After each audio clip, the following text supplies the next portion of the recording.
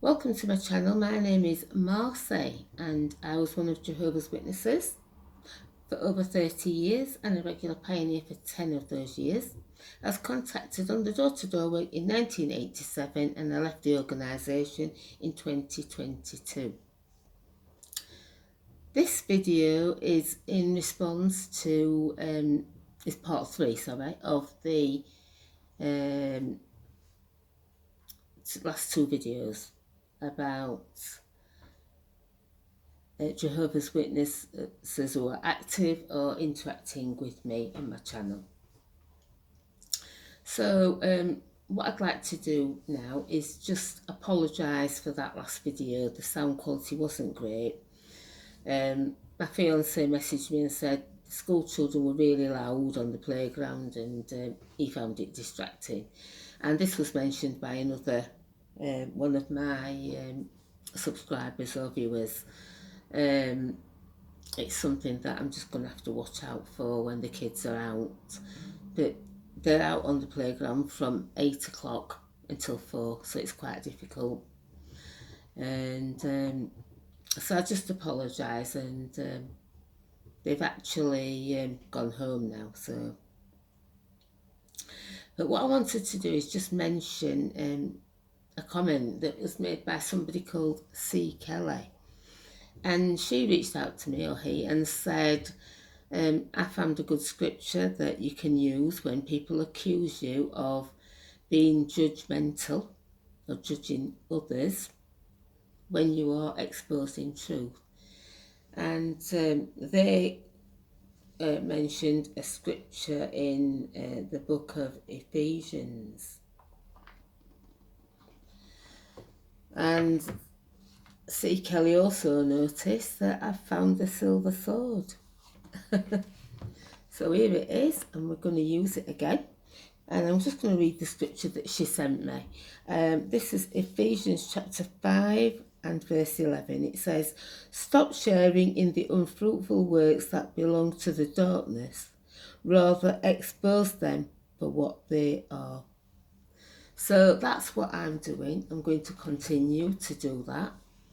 And I will continue to use the Bible to show that that's what we should do. And so that scripture, Ephesians 5 and verse 11, I'm going to save it in my lovely favourite Bible verses notebook. And I use a scripture saver to put all my favourite scriptures in because it helps me find them quickly. And according to this, it says this is the perfect place to keep all your favourite scriptures at your fingertips. No more hunting through the Bible, no more Googling or phoning a friend. So I'm going to pop that scripture into here along with the others that I've already got in there, different ones. And I'll be able to find it when I next need to find it. So I want to thank C. Kelly for that lovely message he or she left me, and that scripture. So this video is in reply to a comment that was made by the original person who, I'm sorry, I'm just having to find where it is because I've got that many things going up. I do apologise.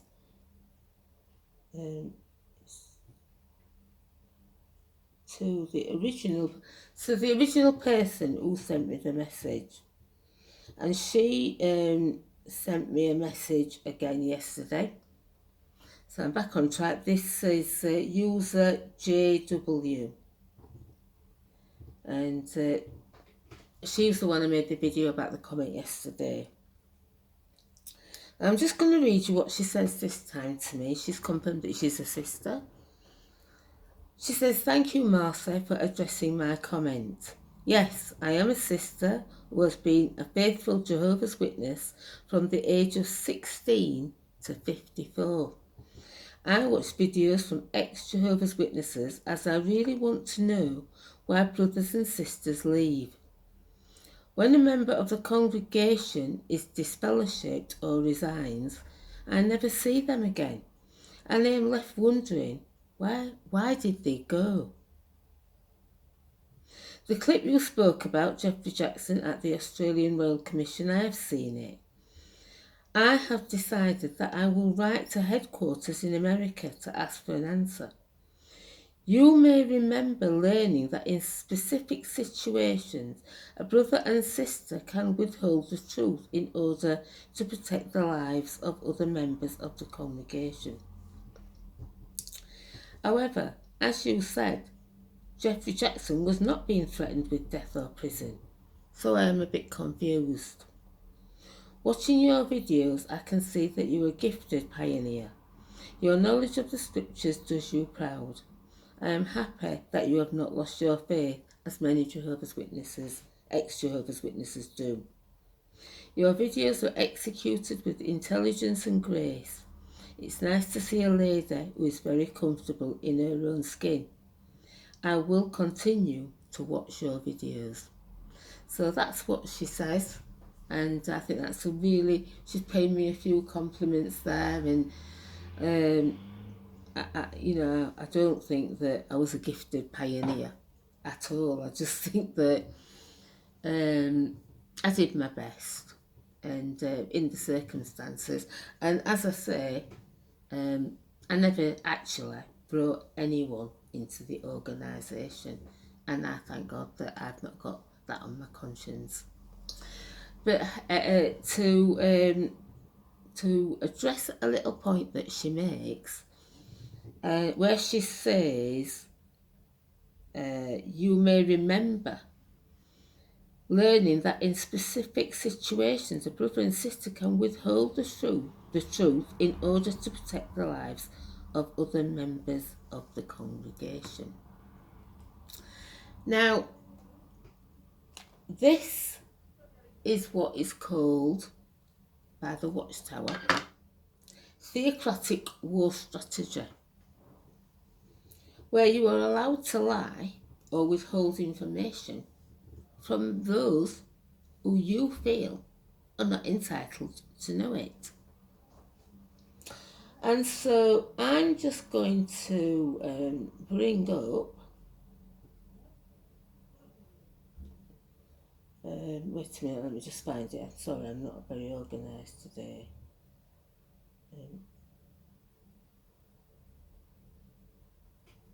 I'm sorry, I just trying to find the information for you. I'm just going to quote to you from the Watchtower online library.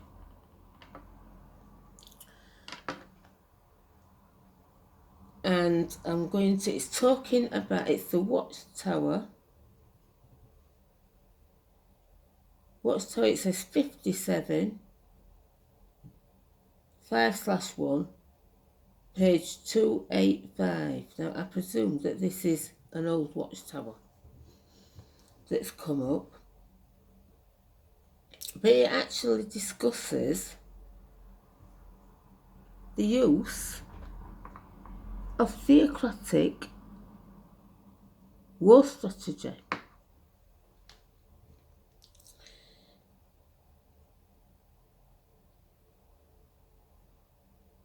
And it just shows some examples of people that use this to hide the truth from those they feel aren't entitled to know it.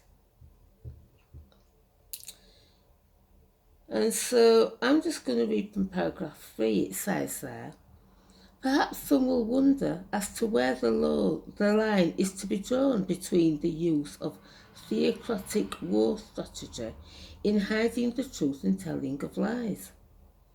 First of all, let it be noted that whenever one takes an oath to tell the truth, he is obligated to do so.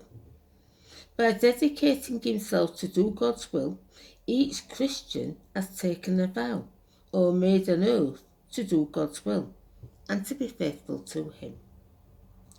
To this oath, he certainly must be true.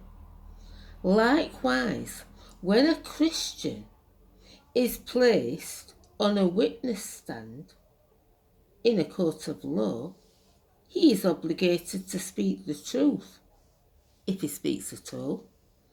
At times he may prefer to refuse to speak and suffer the consequences, rather than betray his brothers or the interests of God's work. And of course there is no occasion for use of war strategy when dealing with our Christian brothers. So I just want to point out what he says here. It says, when a Christian is placed on a witness stand in a court of law, he is obligated to speak the truth if he speaks at all. At times he may prefer to refuse to speak and suffer the consequences. Well, I just want to address this point. Jeffrey Jackson was on the witness stand. He was in a court of law. And he wasn't defending the brothers or the organisation. So there was absolutely no reason for him to be using theocratic war strategy. He was obligated, as it says in the Watchtower there, to tell the truth about what was being taught to Jehovah's Witnesses, which is what the judge asked him.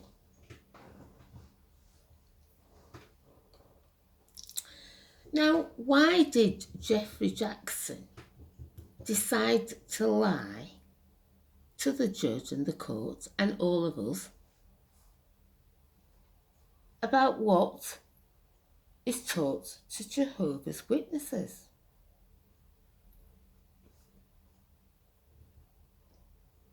Well, he didn't want. He was trying to curry the favour of the court and the world that was watching by saying, well, it would be presumptuous of us to teach that we're the only organisation God uses. That in the Kingdom Hall, where there are no other onlookers, that's not what is taught. What is taught is there's nowhere else for you to go. This is the only organisation that Jehovah God is using. And we are his representatives. So when we give you information, you must accept it because it is coming from Jehovah God. That is what we are taught. And theocratic war strategy. Well, we do have examples of people in the Bible who didn't divulge the truth. As that article mentions Rahab, when she said, I do not know where they went.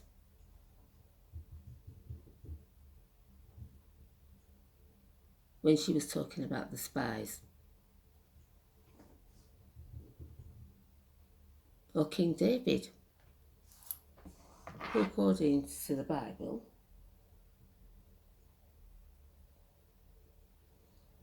also used theocratic war strategy.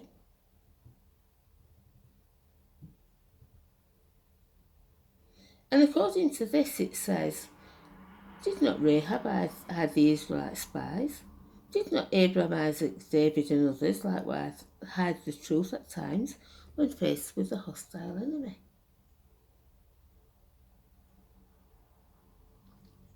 And yes, they did do these things.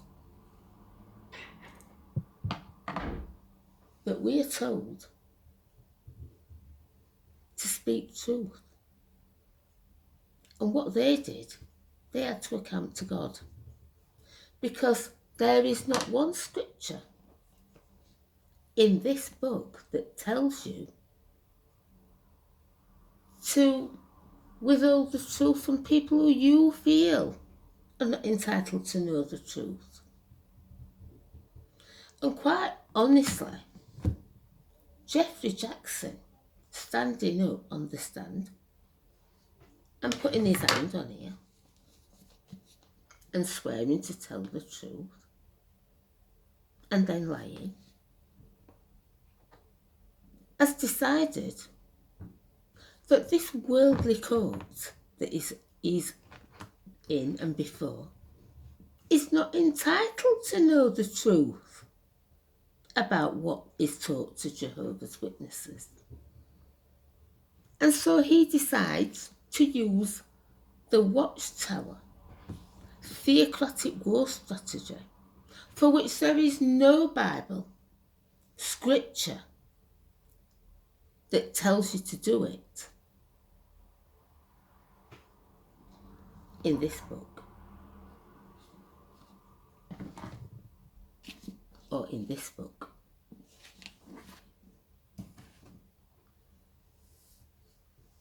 So,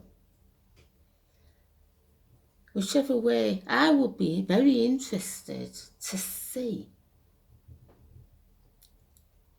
what the governing body writes back to our sister when she writes to them asking about why Jeffrey Jackson lied on the stand. I don't think she'll get much of an answer, but I think they'll try to find out who she is, and then they'll label her as an apostate. So, we have to be careful. The Watchtower does not want us to ask questions. People who ask questions are troublemakers in the congregation and must be removed. And when they are removed, as our lovely sister says, whether they are removed by being disfellowshipped, whether they remove themselves by disassociating themselves, or whether they become a fader, they are to be avoided for their actions. And she says she's left wondering why. Why did they go? And I've been left now, the organisation, 18 months. I've got some very close friends. And I am not disassociated, I faded. And I still see some of my friends. One of them was the person who brought me into the truth, as we called it then. The organisation. See, old habits die hard. But she brought me into the organisation, and she came round to see me. And she said to me, "Why have you stopped coming?" And before I could open my mouth, she went, "Don't tell me, I don't want to know. Don't tell me, I don't want to know." And they don't want to know. Not one of them wanted to know. Not one of them's asked me as to why I left. Because they don't want to know why. Because they then might start questioning the very things that I've questioned. And they don't want to see the light. So this is just a short video.